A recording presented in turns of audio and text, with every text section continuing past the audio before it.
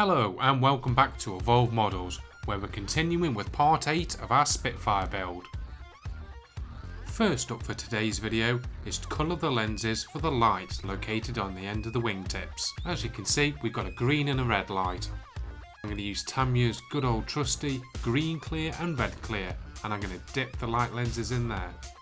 Nothing special, I'm just going to take the top off the pot and dip the lens light in there. Now using my fingers, I'm just going to twirl it around a bit and try and get off some of the excess, minimising the amount that sprays over me and the work area. I'm planning on masking off the light lenses when we come to spray, but if worse comes to the worst, the red and the green will still be on the inside of the lens, so we can always polish the outer edge. Now that's done for the red, let's move on to the green and follow the exact same process.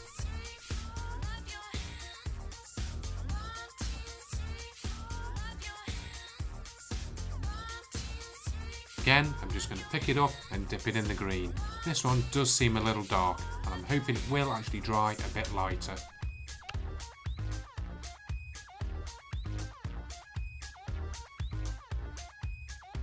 And once again, I'm just going to give it a quick twizzle and get off all of the excess.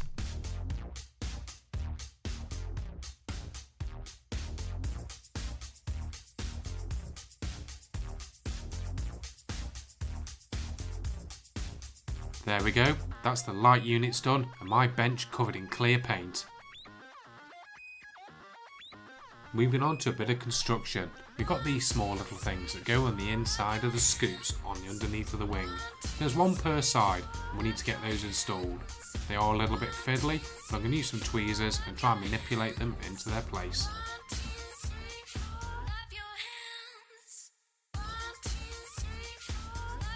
Yet again, I'm going to use the good old sticky stick to try and hold it in place. You could use tweezers, but I find it easier with these sticks. They're not expensive and definitely worth having in the arsenal.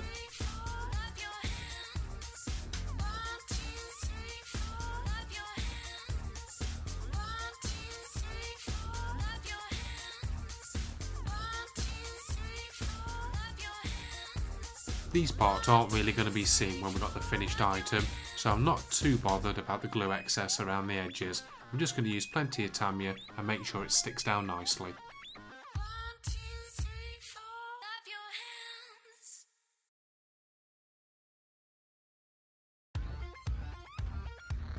Next up is to install the cover on top. I tried using a sticky stick, but it was a bit heavy and it fell off quite easily, so I resorted to using Mark 1 fingers.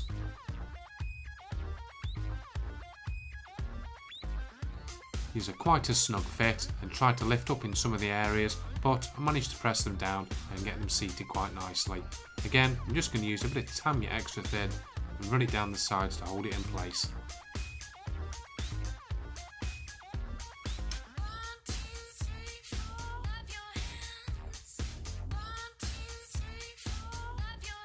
Time to move on to the other side. The process is exactly the same, just going to use Tamiya super thin to get it tacky, and then use some tweezers or the sticky stick to get it stuck down in there.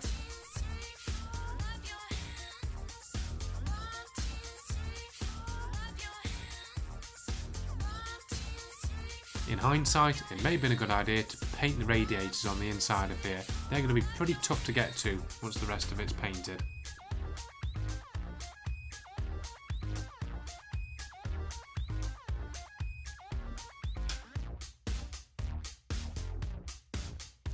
And once again, we're going to use the Mark 1 fingers to stick the cover on the top.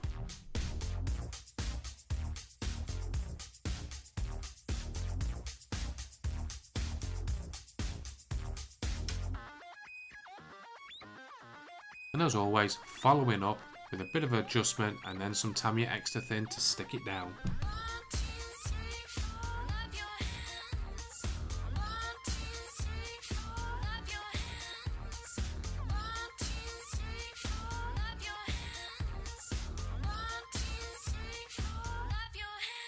Rolling on quickly, we've got the landing gear wheels to make. There are 2 gear wheels to go on the front and 1 tail hanger at the back. We'll come to that separately. Each one is a 4-piece setup with these centre hubs that go in the middle. There is a left and a right for these tyre sides, I suppose they are, so we need to be careful. I'm just taking a moment just to mark one so I know which is which.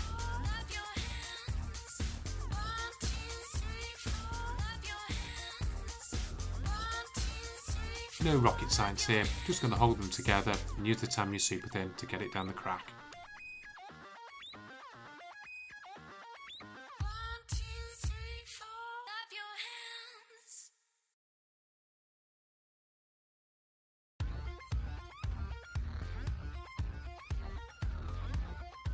The centre hub's going really easy, no dramas here. The only thing I did notice is that they're going to need a little bit of filler. There are some gaps around the outside edge of the wheel, but that's not going to be a problem.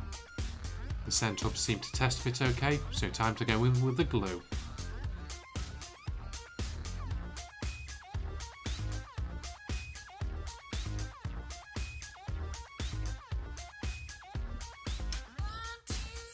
And it's much the same story for the second side.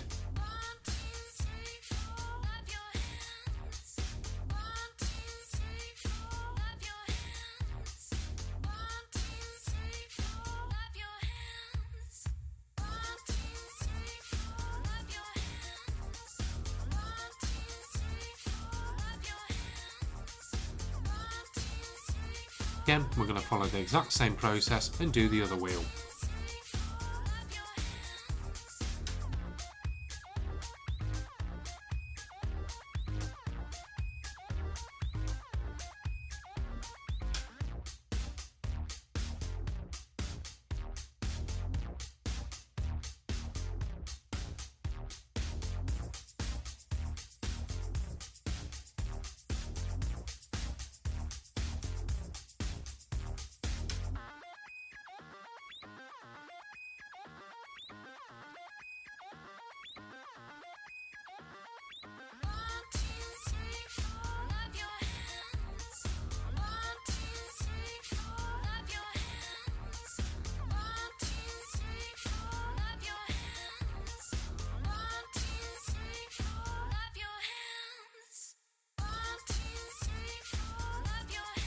And next up, we've got my favourite. We've got some more photo etch.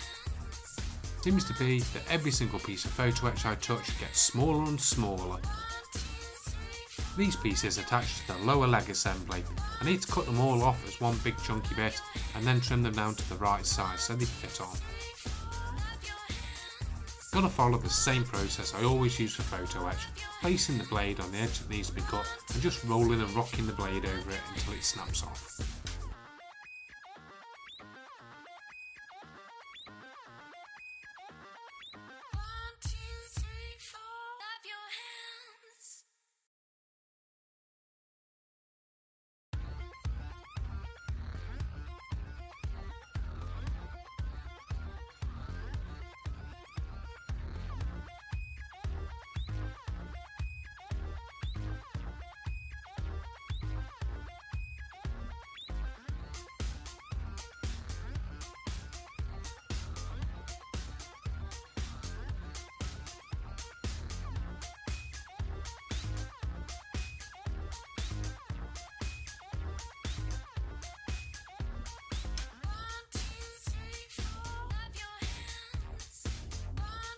Now that they're off, we need to do some trim work.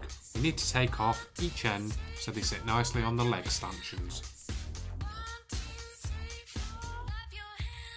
Just like removing them from the fret, just going to roll the blade backwards and forwards until it comes loose.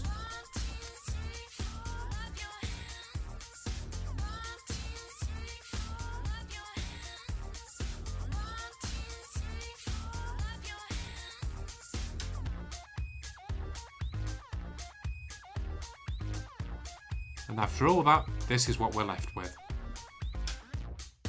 There aren't any amazingly clear markings on here of where they go, and the instructions aren't particularly detailed, but I'm going to have a bit of a gamble. We now need to give the photo etch a 90-degree bend.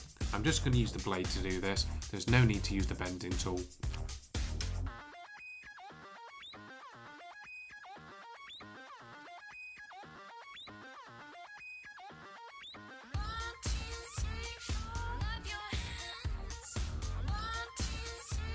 And as always, when sticking metal to plastic, we need to use CA glue. super thin won't work here.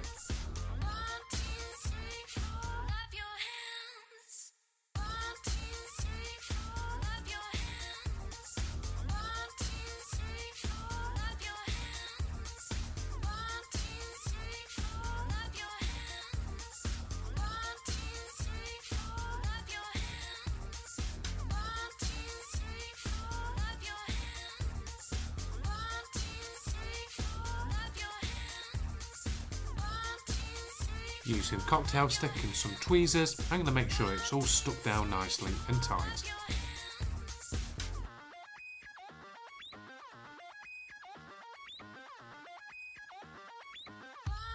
I might imagine this photo etch is pretty light and easily disturbed.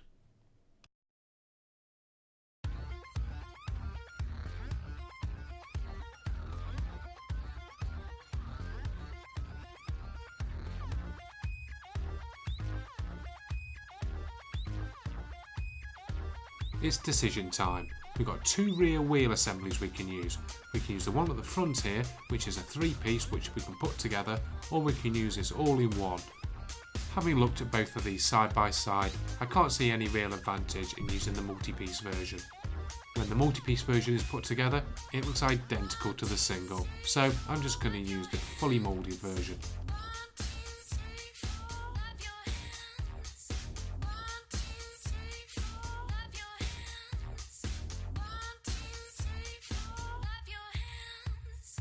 If you remember from earlier on in the assembly, there's a small piece of plastic inside here in which the wheel will connect to. You just find it by sliding it in, and it's a good tight fit.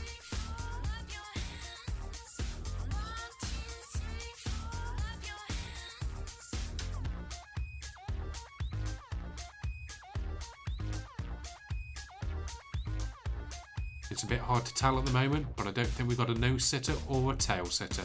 Looks like it should be good. It's time to move on to something a little different. There's some ordnance that come with this kit. I'm going to take my time and get these built up. There are 2 bombs that come with the kit, and they're all a 5-piece assembly.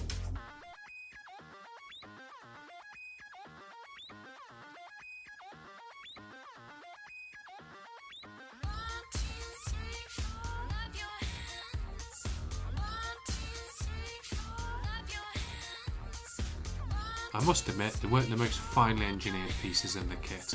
They need plenty of sanding and they were pretty difficult to put together and get them all lined up straight.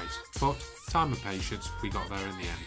Like a few other areas on the aircraft, it's going to need a bit of filler to smooth it all out.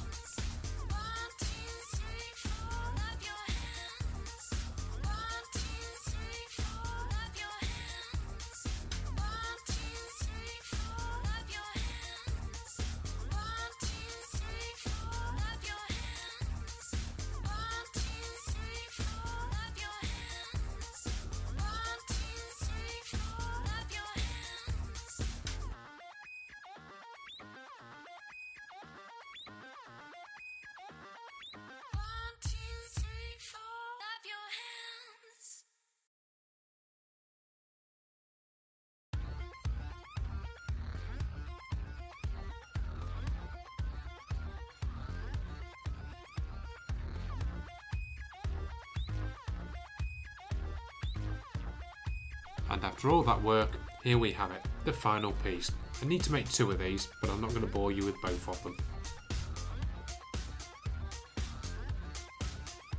Here's where I made a bit of a mistake. Probably shouldn't have installed this pit right now. It could have probably waited to the end. It's very delicate, and later on I do manage to knock it off a few times. So, be warned.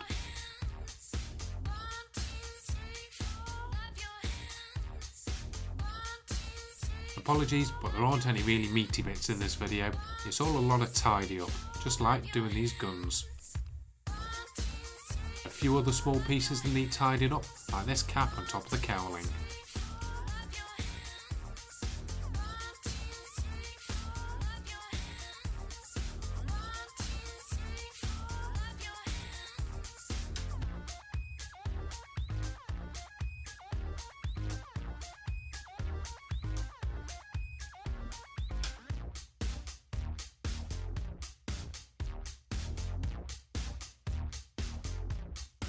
The kit instructions give us a couple of options for the driver's door. You can either have it open or closed.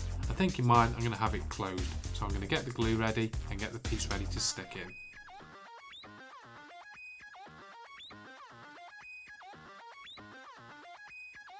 This piece didn't exactly fall into place either, but I am a relatively new modeller. I'm guessing more experienced people would have seen this before.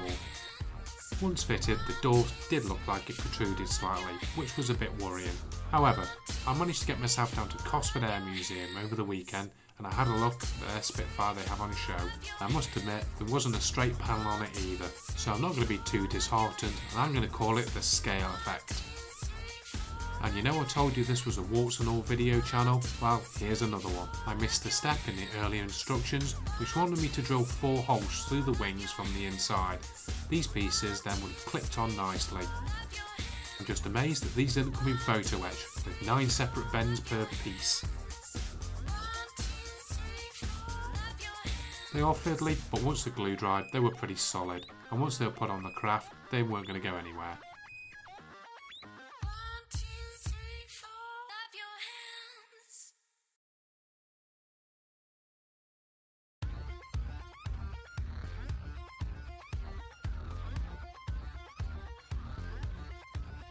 Getting a bit bored of this plastic lock, so it's time to do some more tiny photo etch.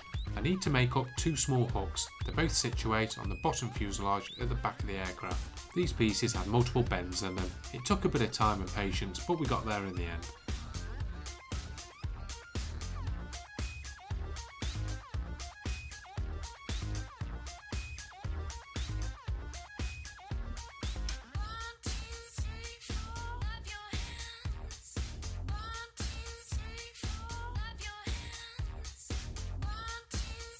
Once they were completed, I just needed to stick them down on the back of the aircraft, again using CA glue for this.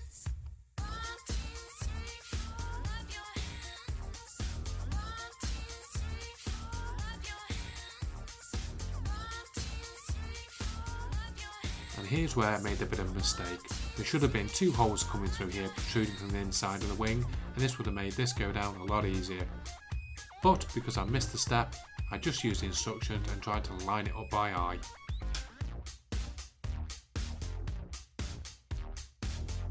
Thanks for joining me, and I'll see you in the next episode.